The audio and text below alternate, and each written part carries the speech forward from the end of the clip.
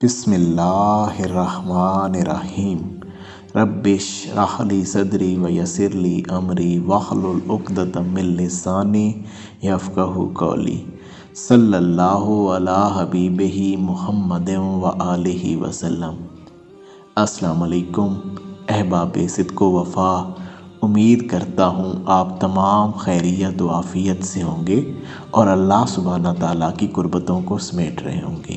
آج ایک بہت ہی بزرگوں کا خوبصورت واقعہ آپ احباب کی نظر کرنے لگا ہوں، کیونکہ آپ اور ہم تمام ہی راہ حق کے متلاشی ہیں اور بزرگوں کے واقعات میں راہ حق کے منزل کے نشان پائے جاتے ہیں، اور کسی بھی راہ حق کے متلاشی کے لیے منزل کے نشان کو پا لینا بھی منزل کی طرف ایک قدم ہی ہوتا ہے۔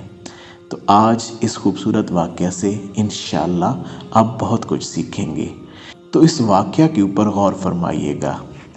ذنون مصری رحمۃ اللہ علیہ فرماتے ہیں کہ میں نے 30 سال تک دین حق کی دعوت دی، اتنے عرصے میں ایک ہی آدمی کام کا ملا، وہ ایک شہزادہ تھا جو بڑی شان و شوکت کے ساتھ میری مسجد کے پاس سے گزرا۔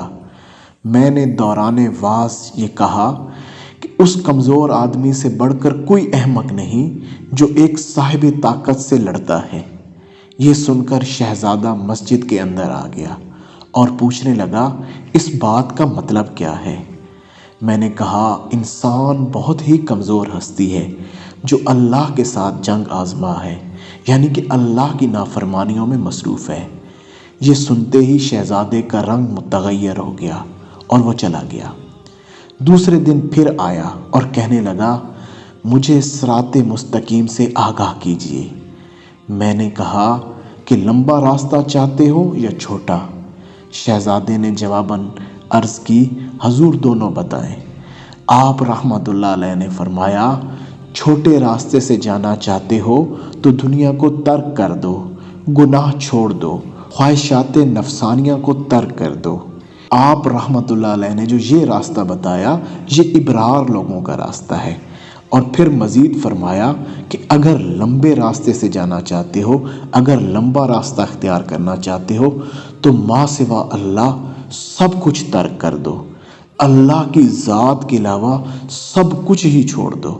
یہ راستہ مقربین کا راستہ ہے۔ حضرت ذنون مصری رحمۃ اللہ علیہ نے جو لمبا راستہ بتایا وہ اصل میں مقربین کا راستہ ہے۔ شہزادے نے لمبا راستہ اختیار کیا۔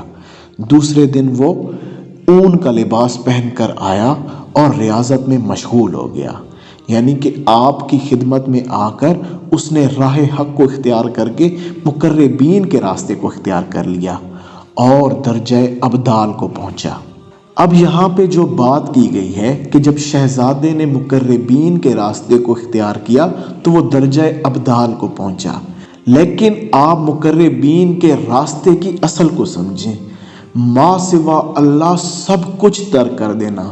اس شہزادے کا کوئی مقصد نہیں تھا درجہ ابدال کو پہنچنا، اس کے وہم گمان میں بھی کسی مقام مرتبے کو حاصل کرنا نہیں تھا۔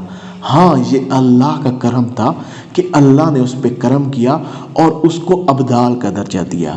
ابدال یعنی کہ اس کو باطنی طور پر اس لیول پر اللہ سبحانہ تعالیٰ نے عطا کیا کہ اس کی ذات کی وجہ سے بہت ساری مخلوقات کو باطنی رزق دیا جانے لگا۔ ظاہراً بھی دیا جاتا ہے، لیکن باطنی رزق کے معاملات ابدال کے اوپر زیادہ کھولے جاتے ہیں۔ ایک بہت ہی خوبصورت بات جو حضرت ذنون مصری رحمۃ اللہ علیہ سے پوچھی گئی، کسی شخص نے حضرت ذنون مصری رحمۃ اللہ علیہ سے پوچھا، حضور بتائیے کہ کمینہ شخص کون ہوتا ہے؟ تو آپ رحمۃ اللہ علیہ نے فرمایا، جو اللہ کے راستے کو نہ جانتا ہو اور نہ ہی کسی سے وہ راستہ پوچھے، جو خود اللہ کے راستے سے نابلد ہو اور کسی دوسرے سے پوچھے بھی نہیں کہ مجھے اللہ کی ذات تک، اللہ کے قرب تک کیسے رسائی حاصل ہوگی، تو آپ فرما رہے ہیں وہ ایک کمینہ شخص ہے۔ آج بزرگوں کی تعلیمات سے یہ بہت ہی خوبصورت سبق حاصل ہوا کہ اگر راستہ ابرار کو اپنانا ہے تو دنیاوی خواہشات اور گناہوں کو چھوڑنا ہوگا، لیکن اگر مقربین کے راہ کو اپنانا ہے، ان لوگوں کی راہ کو اپنانا ہے جو اللہ کی ذات میں اپنے آپ کو فنا کر دیتے ہیں، تو ما سوا اللہ کی ذات کے علاوہ سب کچھ ہی چھوڑ دینا ہوگا، اور پھر سب کچھ چھوڑ کر اس پر استقامت سے قائم رہنا ہوگا، اور اپنی زندگی کے ختم ہو جانے تک یہ جنگ جاری رکھنی ہوگی، تاکہ اللہ سبحانہ تعالیٰ کا وہ اصل قرب حاصل ہو جائے جس کے بزرگ اصل میں متلاشی ہوتے ہیں۔ ہر اہل عشق کی جو منزل ہے وہ اللہ کے قرب کو پانا ہے، اور ہر اہل عشق ما سوا اللہ سب کچھ ترک کر کے منزل کی طرف قدم اٹھاتا ہے اور تمام زندگی اس پر استقامت سے قائم رہتا ہے۔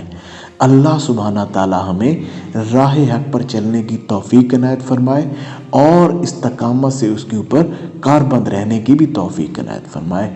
جزاک اللہ۔ السلام علیکم۔